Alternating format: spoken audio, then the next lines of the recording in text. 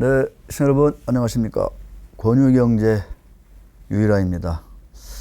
오늘은 이제 권순우 기자가 이 권유경제를 저 지방에까지 퍼뜨리기 위해서 잠시 이제 외도를 나가 있고요.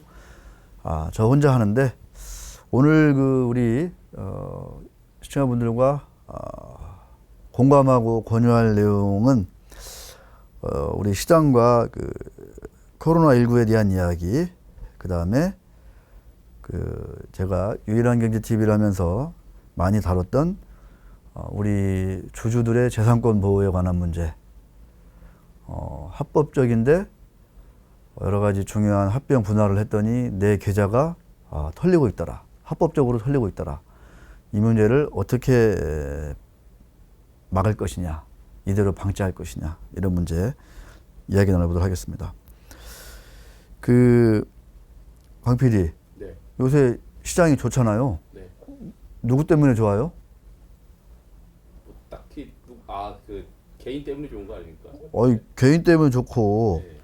삼성전자가 지금 힘을 내고 있잖아요. 그렇죠. 예, 지금 삼성전자가 힘을 내니까 물산, 생명, 오늘은 뭐 SDS 뭐 이런 그룹주들이 다 좋던데, 제가 얘기했잖아요. 애플을 숏하고 삼성전자를 롱해라. 강 PD는 애플이었잖아요. 네. 한 달 뒤에 봅시다. 어떻게 되나 진짜.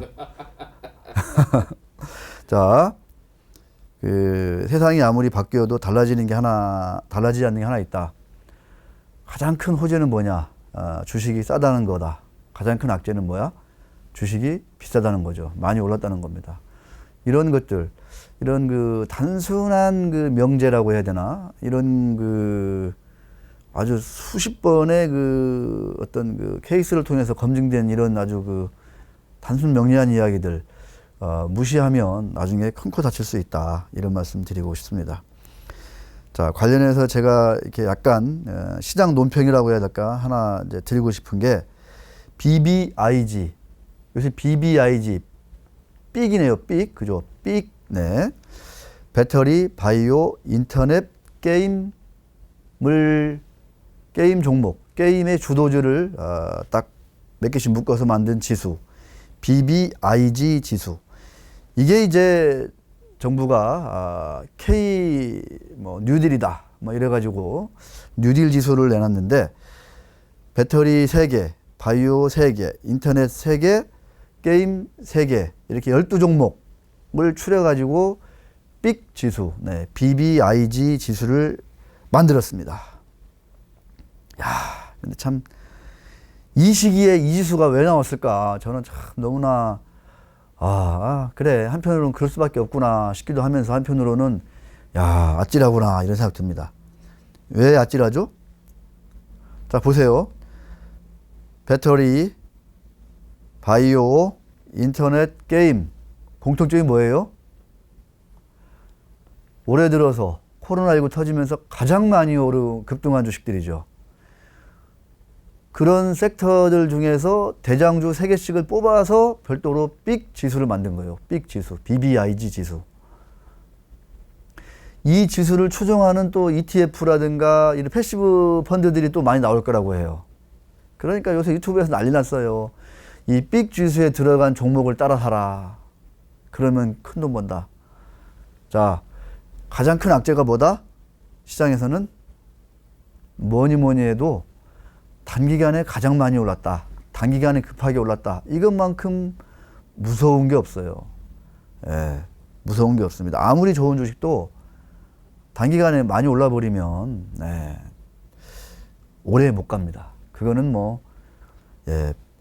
100년 넘은 미국 시장에서도 보여주는 바입니다.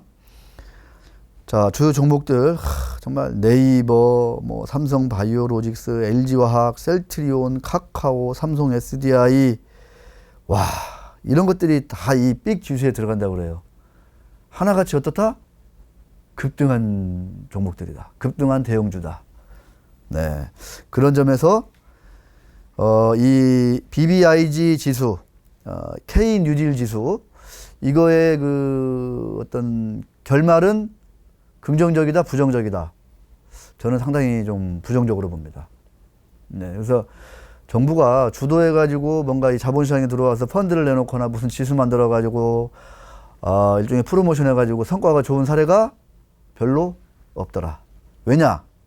왜 성과가 안 좋아요? 이런 퍼포먼스가, 이런 프로모션이 언제 딱 시작돼요? 지수가 바닥일 때? 그 종목이 바닥일 때 이런 프로모션이 시작돼요? 캠페인이 시작되나? 강성구 PD 그래 안 그래요? 안 그렇잖아요. 참 막 이제 붐을 이뤄가지고 온갖 매체에서 그냥 뭐 오늘 내일 막 일면에 뭐 BBIG 종목들이 급등했다, 뭐 바이오가 급등했다 이러고 나면 이제 뒤따라서 관료들이 이제 보고서 올리고 그러면 청와대가 오케이 해가지고 나오는 거거든요. 이건 뭐예요? 버블이 한창일 때 만들어진 거라는 얘기예요. 그럼 그 작품이 그 지수나 그 펀드가 성공할 가능성이 높을 수가 없죠. 이건 구조적으로. 단지 그 순간 화려하게 보일 뿐이죠. 이런 거 명심하셔야 됩니다. 안 그러면 정말 내 계좌가 절대 불어날 수 없다. 저한테 지금 아주 약간 우리 그 동학개미들이 좀 이렇게 열심히 좀 이렇게 본보기를 삼을 만한, 참고해서 뭐 지수를 사거나 펀드를 사거나 아니면 그 편입된 종목을 사거나 할 만한 그 대표적인 뭐 지수나 펀드를 만들어 봐라. 그러면 저는 이런 거 만들 것 같아요. 궁금하죠? 어떤 거 만들 것 같아요? 저 같으면 안 오른 거. 안 오른 거를 딱 선별해 가지고 지수를 만들고 여기에 이 지수에 투자하는 펀드를 저는 내놓을 것 같아요. 그럼 장기적인 몇 년 지나고 나면 좋겠죠. 단 그 종목들이 안 오른 이유가 있으니 그 안 오른 이유를 찾아가지고 처방을 내놓고 그 원인을 해결하려고 노력을 해야 되겠죠. 예. 정부와 민관이 힘을 합쳐서. 그렇게 가야지 성공하는 프로모션 캠페인이 될 거라고 봅니다. 그래서 저 같은 경우에는 K 저 PBR 200 지수. 느낌 오죠? K 다시 저 PBR 200 지수. 이런 거 만들 것 같아요. 또는 K 프리미엄 300 지수. 네. 5년 뒤에 프리미엄이 붙을 만한 종목을 300개 딱 추려가지고 지수를 만들고 펀드를 만드는 거죠. 저 같으면 그럴 것 같아요. 지금 당장 뜨거운 주식들은 싸그리 딱 추려낼 것 같습니다. 그러면서 제가 그동안에 강상우 PD랑 열심히 얘기했던 그 주주들의 재산권 보호 문제, 그죠? 주주의 비례적 이익 보호, 그죠? 그런 주주들의 재산권을 보호하는 기업 거버넌스를 가진 회사들을 찾아서 칭찬하고 격려하고 각종 세제 혜택을 주고 각종 뭐 여러 가지 그 정부 지원이나 이런 것도 해주고, 그러지 못한 기업 지배구조를 가진 회사는 좀 유도하고 옳은 방향으로 갈 수 있도록 이런 걸 같이 하면 그런 지수나 펀드는 대박 나겠죠. 정말로. 저는 그렇게 가야 된다고 보는 거죠.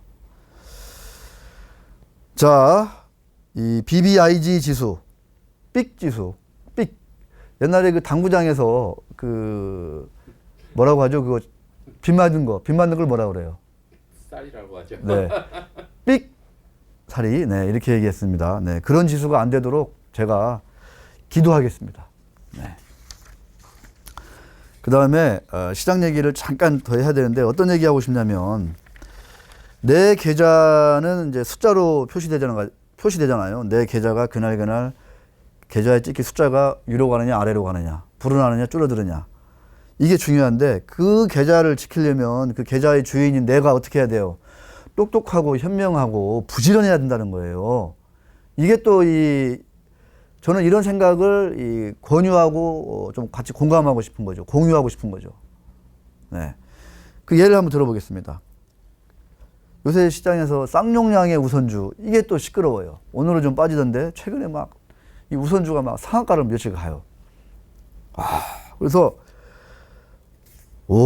제가 공시를 봤어요. 막 댓글도 보고 봤더니 이 쌍용량회가 이 사모펀드가 인수를 한 회사예요. 사모펀드가 경영권을 가지고 있다. 이거부터가 우리 그 지혜롭고 공부를 많이 한 우리 권유경제 시청자분들은 거기서부터 뭔가 느낌이 쫙 와야 돼요. 사모펀드가 경영권을 가지고 있어? 그러면 어떻게든지 이 회사는 수익 구조를 잘 만들어서, 그죠? 또 뭐 어떻게 하면 뭐 그 배당을 많이 할지 좀 머리를 써서 뭐 팔 거 팔고 뭐 어쩌고저쩌고 할 것이다. 구조조정할 것이다. 그래서 고배당 막 때리면서 주가 올리고 그러면서 때가 되면 엑시트 할 거다. 뭐 이런 그 시나리오가 있잖아요. 사모펀드. 사모펀드가 대대만년 시멘트 회사를 경영할 건 아니잖아요. 잠깐 주인으로 머무르는 거지. 자, 그 이제 전초 작업인 것 같아요. 네, 보니까. 보통주는 이제 그 액면을 좀 줄이는 그런 그 자본 감소를 결정을 했고, 이건 다 공시에 나와 있는 얘기예요.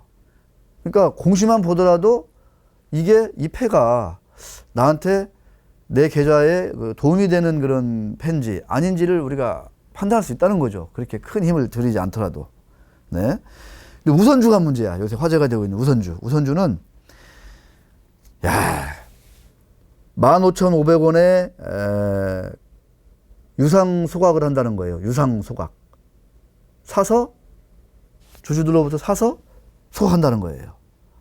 얼마에? 15,500원. 그래서, 이제 산 거죠, 이게.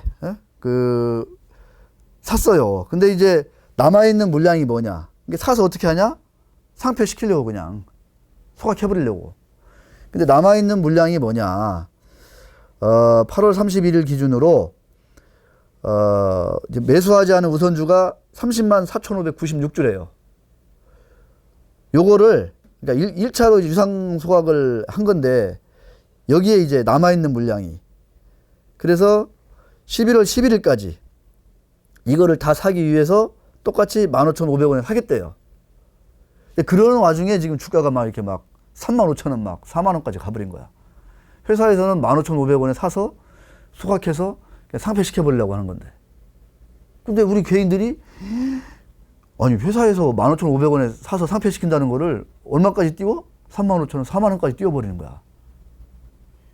이게 뭔지 잘 모르고, 안 들여다보고, 그냥 막 주가가 막 올라가니까 막 차트가 막 좋아 보니까 막 달라붙어서 막 사는 거죠, 이거. 이렇게 투자하면 이런 계좌를 누가 보호해준다? 보호받는다? 안 보호받는다. 보호받지 못한다. 결국엔 주주총회 거쳐서, 그죠? 주주총회 거칩니다. 11월 16일이 소각일이에요. 우선주, 쌍용양의 우선주 소각일이 11월 16일. 이때는 9,297원에 그냥 소각돼 버리는 거예요. 그 다음에 상폐되는 거고. 아시겠어요? 그러니까 회사에서는 그거예요. 자, 뭐 2개월 평균, 1개월 평균, 뭐 며칠 평균 해가지고, 역시 상장돼 있으니까 시가대로 평균 해가지고, 자, 유상 소각, 유상 감자 가격 15,500원 정했어요. 그래, 이 정도 가격엔 사줄게. 그런데, 그래, 그래서 이거 유상 감자에 응해? 응하라 이거죠. 압박을 하는 거예요. 안 하고 버텨. 11월 16일 지나면 어떻게 돼? 9,297원에 팔 수밖에 없는 거예요. 소각되고 상폐된다니까요. 근데 이 주식이 35,000원, 4만원 가는 거를 어떻게 이해되냐, 이거. 어떻게 이해해야 되냐, 이거지. 이거를. 무슨 기대를 하냐, 이게 무슨 기대를. 이렇게 맹목적으로 차트 보고, 뭐, 거래량 증가해가지고, 뭐, 빨갛고, 요새는 뭐 그러더라고. VI가 발동되면은 그 주식은 좋다고 들어온다며요. 에? 단기 급등했다고. 그렇게 해가지고 내 계좌의 그 숫자가 불어나기를, 이렇게 우상향 곡선을 그린다? 이러기를 바란다? 이거는 절대 불가능하다라는 말씀을 꼭 드리고 싶습니다. 더불어 제가 이제 처음에 이 사모펀드가 최대 주주라고 했잖아요. 사모펀드는 여러 가지 회계적인 뭐랄까, 작업이라든가, 여러 가지 구조조정이라든가, 그 다음에 뭐 수익구조 개선이라든가, 배당 정책이라든가, 이런 걸 통해서 쌍용의 보통주도 주가를 많이 올릴 거예요. 그래서 그 시가를 바탕으로 이제 엑시트를 할 겁니다. 지금 우선주 유상 소각, 유상 감자를 통한 소각, 그 다음에 상패는 이 어떤 그 자진 상패의 어떤 새로운 수법이다라는 점에서 상당히 눈길을 끕니다. 이 사모펀드들이 이런 것들을 참 많이 개발을 합니다. 개발을 해요. 말씀하셨지만 우리나라는 그 이사회의 멤버들이 지난번에 말씀드렸잖아요. 회사의 계좌에만 손해를 안 끼치면은 완전히 이거는 불법이 아닌 거예요. 그래서 주주의 계좌에 손해를 끼치면서 그 회사를 분할하고 또는 심지어 자진상폐에 이르게 하는 그런 일들을 많이 개발합니다. 왜냐하면 불법이 아니기 때문에. 그 중에 이 쌍용양의 우선주는 일반 주주에 대한 유상감자 그리고 소각. 유상감자라는 거는 돈 주고 사서 태우겠다는 거잖아요. 자본금을. 예. 사서 유상으로 감자하겠다. 그러고 나서 자진상폐 그 지분율 규정 있잖아요. 95% 이상. 최대 주주임 특수관계인 지분. 이거 맞춰가지고 상폐하겠다는 거예요. 기존에는 회사 돈으로 공개 매수해서 자산주 매입하는 거죠.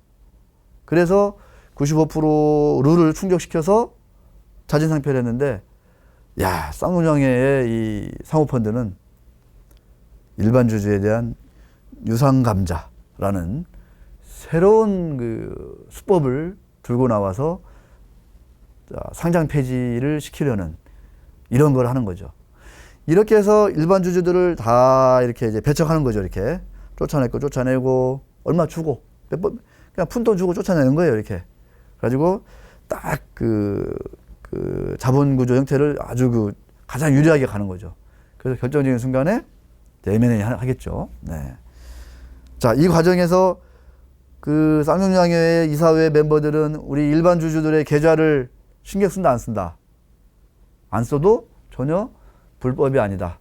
그래서 그런 것들을 바꾸는 게 매우 시급하다. 매우 시급하다. 그러니까 이사회에서도 뭐 전혀 노프라블로 타치를 안 하고 있고 보호를 안 하고 있고 일반 주주 계좌를 이런 일에 있어서 그러니까 누군가 야 버텨 무슨 상장 폐지야 버티면 상장 폐지 안 해. 야 버티면 주가가 막 올라갈 수 있어. 누군가 이런 막 소문을 퍼뜨려 가지고 주가를 끌어올린 게 아니냐. 이런 그 찜찜한 생각이 막 떠나지가 않아요. 그러니까 이 주린이들 막 차트 보고 매매하는 우리 주린이들 동학개미 주린이 여러분들 뭔가 큰 초대형 호재가 있는 줄 알고 막 들어가는 거죠. 그러니까 주가가 회사에서는 야 나는 그냥 15,500원만 사줄게 그 이상 안 돼 딱 이러고 있는데 그게 3만 원 4만 원 간다니까 이게 말이 돼요 이게. 예? 자 그런 일들이 지금도 2020년도 9월에 버젓이 일어나고 있다. 이게 우리 시장의 아주 현실이다. 한 단면이다. 라는 말씀을 드리겠습니다. 자, 일반 주주 19.7% 아까 30여만 주 남았다고 했죠. 네. 제가 볼 때 빨리 지금 15,500원 위에서 엑시트하는 게 가장 최선의 시나리오다. 예, 그런 것 같습니다. 11월 16일 되면 얼마에 소각된다? 상폐된다? 9,200, 아까 얼마라고 했어요? 9,297원. 15,500원도 아니고. 이런 거를 조금만 보면 알 수 있다, 없다? 알 수 있다. 이런 거를 다시 한번 말씀드리고 싶습니다. 더불어 일반 주주의 그 계좌를, 재산권을 전혀 뭐 보호하지 않아도 되는 이런 우리나라의 그 법 체계. 이 속에서 이 자본시장의 그 가장 실력파들, 전문가들이 모인 집단인 이 사모펀드 회사에서 회사를 인수해서 어떻게 엑시트해 가는지, 일반 주주는 어떻게 발라먹고 어떻게 엑시트해 나가는지 이런 것들을 우리가 또 한 번 겪게 되지 않을까 심히 걱정이 된다. 라는 말씀이죠.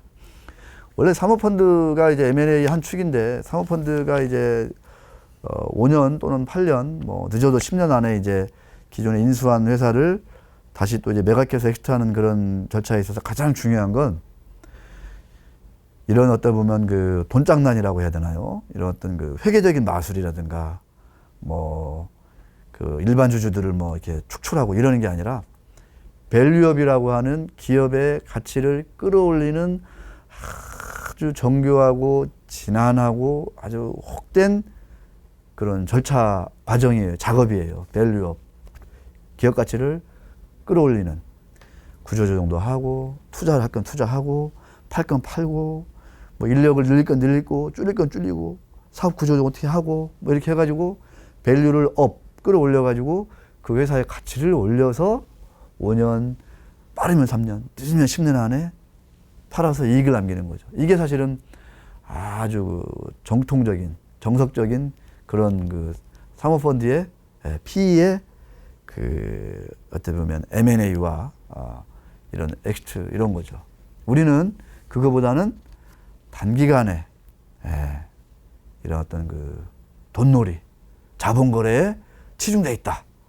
그거를 MBK 파트너스, 오렌지 라이프, MBK 파트너스 한번 보여줬고 또 테린 페이퍼, 테린 포장 여기 또 여기 사모펀드 가면 또 보여줬고 이제 또 이런 사례들이 계속 나올 수밖에 없다. 왜? 그렇게 해도 불법이 아니니까 자본거래를 해서 일반 주주의 계좌를 배제하고 축출하고 발라먹었고 내 계좌의 이익을 극대화해도 지금은 불법이 아니니까 아무도 이거에 대해서 뭐라 하지 않으니까. 그래서 지난 시간 말씀드린 그 주주의 그 비례적 이익 보호, 우리가 이제 그런 얘기 했잖아요. 우리 자본시장이 미국으로 갈 건지 일부 모델로 갈 건지 SIS냐 CAS냐 회사의 계좌만 놓고 바라볼 거냐 이 사회를, 아니면 회사뿐만 아니라 주주의 이익까지 주주의 계좌까지도 놓고 이 사회 그 멤버들의 의사결정을 우리가 판단할 거냐 이런 것들. 더 쉽게 얘기하면 주주의 계좌가 그러니까 이사회의 판단에 따라 경영 판단에 따라 주주의 계좌가 손실이 났어요. 일반 주주의 계좌가 이거를 배임으로 볼 거냐 안 볼 거냐 이런 문제. 그렇게 어려운 얘기가 아니죠. 당연히 상법이 지금은 회사를 위해서 충실의 의무를 다해라 이렇게 했단 말이죠. 그리고 그 회사의 주인인 주주를 위해서도 당연히 충실의 의무를 다해야 된다 이렇게 가는 게 맞고, 지금 미국은 그렇게 가고 있고 1980년대부터 그게 지금 미국 자본주의의 그 전성기를 유도하는 이끌어가는 큰 동력인데, 우리는 일본처럼 일본 모델로 이사들이 뭐 주주들의 뭐 그 재산권은 쳐다보지도 않고 그냥 회사를 위해서 여러 가지 거래를 해도 자본 거래를 해도 합병 분할 아까 얘기한 자진상폐 뭐 이런 거 유상감자 뭐 이런 걸 해도 아무런 문제가 안 되는 이런 단면 가장 큰 문제다. 이걸 안 고치고서 어떻게 우리 시장이 K 프리미엄, 코리아 프리미엄이 붙을 수 있을 것인지 이런 거 한번 우리가 공유드리고 싶고 또 권유하고 싶다. 한번 이런 아이디어를, 이런 고민을 권유하고 싶은 거죠. 자, 여기서 마치도록 하겠습니다.